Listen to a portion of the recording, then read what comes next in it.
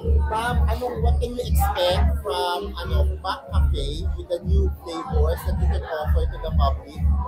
Well, of course, it is your love McCafe iced coffee, but now better, creamier, and with a bolder brew. So definitely something you will enjoy even more at Mas McDonald's. magpapabuhay ng dugo, ma'am, Yes, no? Pag talaga nakain naman, ng Mac Coffee. pag kailangan nyo ng iyong coffee fix, you can visit any McDonald's store nationwide and enjoy our new and improved McCafe iced coffee. And speaking of new and enjoy, ma'am, syempre, maraming 18 at mga no, Pinoys ang natuwa dahil finally nakuha ng SB19 being ambassadors of McDonald's.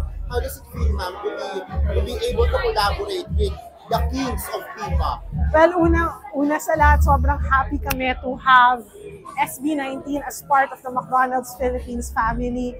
And we're very happy na marami kaming napasaya sa mga 18 na sure din namin magiging fans ng bagong McCafe iced coffee. So the boys, they were such a great bunch of guys to work with. So if napanood niyo yung video, nakita niyo yung shoot, talagang they gave their 100% in the shoot of that video.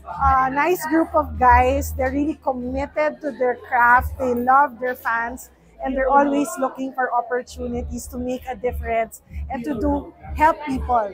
And yun ang nakuha namin for them. So it's really a perfect mix, and we love working with them so far and look forward to really more years and more years of partnership with them.